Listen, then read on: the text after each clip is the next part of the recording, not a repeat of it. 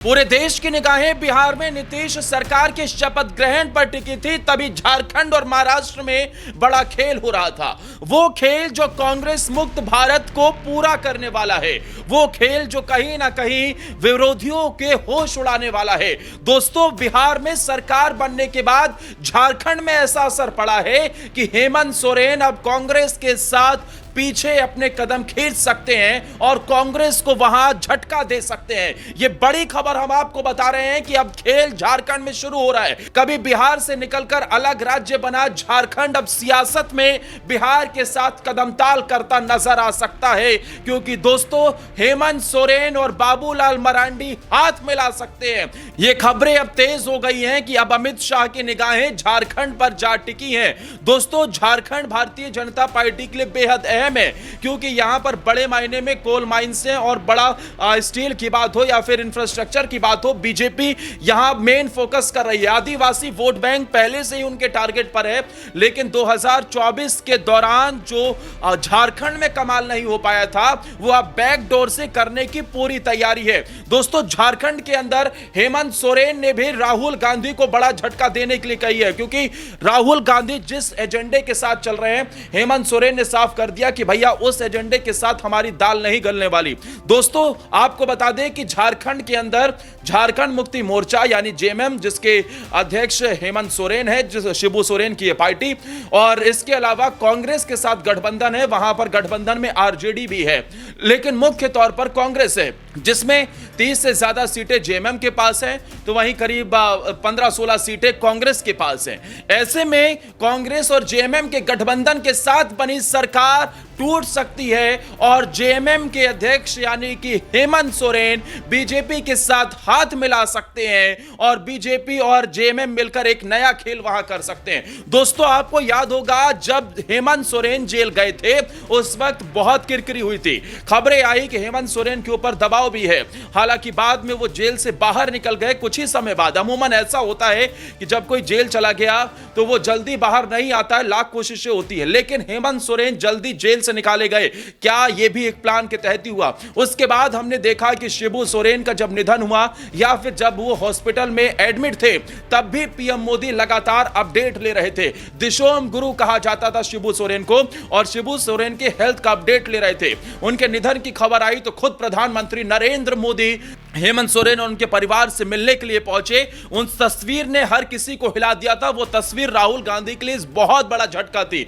और अब जब पूरे देश में कांग्रेस अपने सबसे बुरे दौर से गुजर रही है, तो उसके साथ ही उसके साथ हाथ पीछे खींच सकते हैं। इसके पीछे का सबसे बड़ा रीजन यह है क्योंकि जेएमएम ये बात अच्छे से जानती है कि अगर उसे आगे आने वाले इलेक्शन में अपनी सरकार बचानी है तो एक नया सेफ रास्ता तलाशना होगा, क्योंकि कांग्रेस की विचारधारा आदिवासी विरोधी हो चुकी है, कांग्रेस की विचारधारा दलित विरोधी हो चुकी है। सिर्फ और सिर्फ ऐसे एजेंडे गढ़े जा रहे हैं जो जनता के बीच में पकड़ बनाने में विफल साबित हो रहे हैं। बिहार इलेक्शन का रिजल्ट यह बता रहा है कि राहुल गांधी को अभी भी लोग नकार रहे हैं। दोस्तों, बिहार विधानसभा में 60 सीटें आरजेडी ने उन्हें दी थी। आरजेडी की दी गई 60 सीटों में सिर्फ 6 सीटें ही कांग्रेस पार्टी निकाल पाई, और इतना बड़ा झटका कांग्रेस पार्टी को इतिहास में पहले कभी नहीं लगा था। वो राज्य जहां लंबे समय से कांग्रेस पार्टी की एक पकड़ मानी जाती है, ऐसा माना जाता रहा कि यूपी के साथ साथ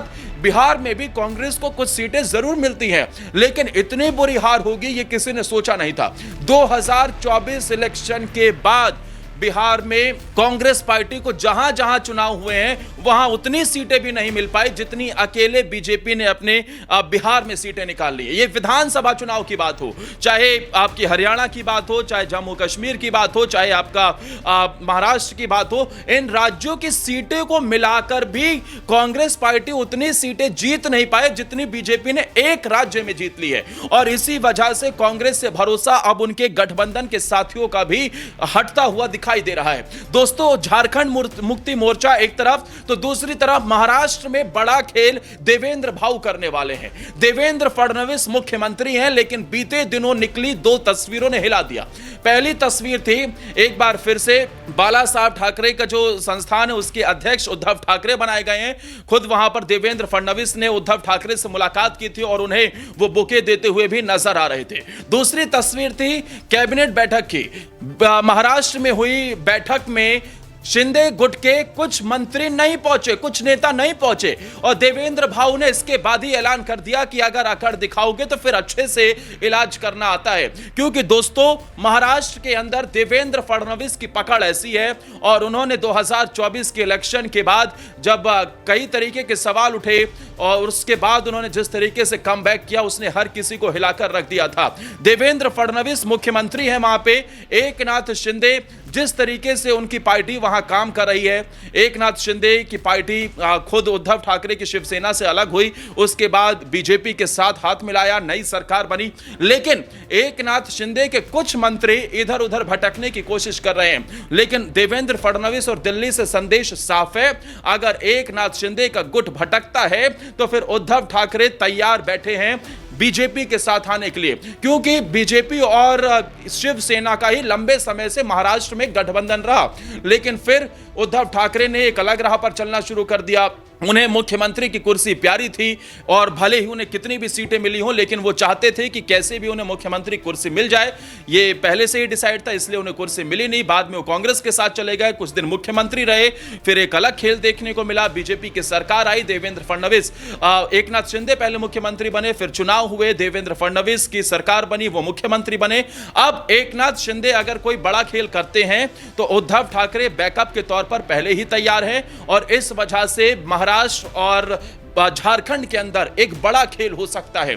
एक तरफ झारखंड मुक्ति मोर्चा कांग्रेस को झटका दे सकती है, दूसरी तरफ एकनाथ शिंदे अगर पीछे कदम खींचते हुए नजर आएंगे तो बीजेपी को उद्धव ठाकरे का साथ मिल सकता है। सरकार दोनों राज्यों में बीजेपी की बन सकती है, लेकिन कांग्रेस के हाथ से एक और राज्य खिसक सकता है, और वो है झारखंड, जहां झारखंड मुक्ति मोर्चा के अध्यक्ष हेमंत सोरेन, वहां के जो मुख्यमंत्री हेमंत सोरेन, वो कहीं ना कहीं इस और इशारा भी करते नजर आ रहे हैं। और कांग्रेस पार्टी के हालात जो हैं उसे देखते हुए अब कोई भी दूसरा दल उनके साथ जाना नहीं चाहता, क्योंकि वो समझ गए हैं कि कांग्रेस पार्टी अब सिर्फ और सिर्फ अपने गठबंधन या फिर राज्यवार जो पार्टियां हैं उनके दम पर ही कुछ सीटें निकाल पा रही है। लेकिन राहुल गांधी में इतना वो दम नहीं है, राहुल गांधी के पास वो मुद्दे नहीं है जो मोदी को टक्कर दे सके। इसलिए राज्यवार पार्टियां भी अब कांग्रेस से हाथ खींच रही हैं, क्योंकि कांग्रेस उनके वोट भी काट देती है, कांग्रेस उनसे सीट भी मांग लेती है, और फिर कुछ फायदा उन पार्टियों को भी नहीं होता है। तो ऐसे में झारखंड मुक्ति मोर्चा में भी कांग्रेस का सफाया हो सकता है। दोस्तों, इस खबर पर आपकी राय क्या है, कमेंट में जरूर बताना, और वीडियो अच्छी लगी हो तो हमारे चैनल को सब्सक्राइब जरूर कर लेना।